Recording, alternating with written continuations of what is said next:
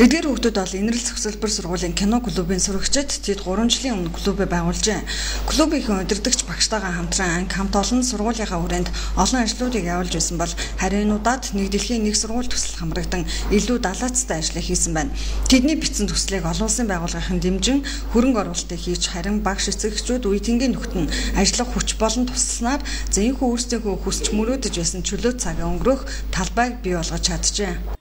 Манай кино клуб нь 2012 онд байгуулагдсан. Тэгээд одоо 4 гишүүнтэй. Тэгээд энэ төсөл нь болохоор 2 сард анх хэрэгжүүлж эхэлсэн. Тэгээд төслөө өнөөдөр хэрэгжүүлээд дуусж байна. За хүүхдүүд өөрсдөө чөлөө цагаа зөв болгосон өнгөрөх талбай байгуулах санаачлагыг гарган 8 дугаар багт энэ хэсгэн газрыг олгож өгөх хүсэлтийг гаргасныг аймаг орон нутгийн захиргаа болон газрын харилцаа барилга хот байгуулалтын газраас тэмцсэн байна.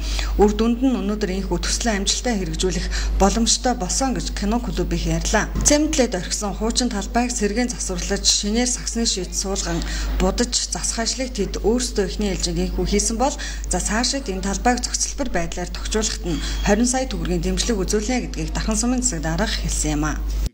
Эхний ээлжинд хүүхдүүд маань одоо тоглож чөлөө цагаа өнгөрөх одоо ийм боломжтой талбайг өөрсдөө төсөл бичиж за олон улсын байгууллагад хандаж энэ төслийнхаа дагуу төслийнхаа санхүүжилсэн мөнгөөр нь өөрсдөө одоо ажиллаж багш нартайгаа нээлж эцэгчүүдтэйгээ нээлж одоо ажиллаж өнөөдрийн сайхан талбайг нээж байгаа нь бол төлөлийн талархуштай байна. Тэгэхээр энэ ажлыг бол иргэдээс орон нутгийн байгууллагаас санаачлаагүй зөвхөн хүүхэд багчууд маань өөрсдөө санаачилж энэ нэг одоо ажил хэрэг болгож байгаа нь бол төлөлийн талархуштай байна. Энэ хүүхэд залуучуудын гаргаж байгаа энэ санаачлагыг бол цааш нь үргэлжлүүлж уламжилж одоо иж бүрэн одоо энэ тоглоомын зөвсөлбөрт болох ажлыг бол орон нутгийн зүгээс одоо хамтран зохион байгуулахаар өнөөдөр шийдвэрлэж байна.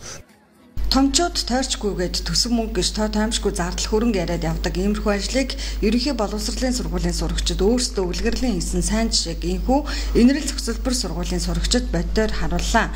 Хүүхдүүд хийж бүтээсэн хөдөлмөрийн өөр шимийг харж хайртай сургуулийнхаа ойр орчинд энэхүү нэгэн шин талбай байгуулж чадсандаа улам урам зориг нэмж байна гэсэн юм а.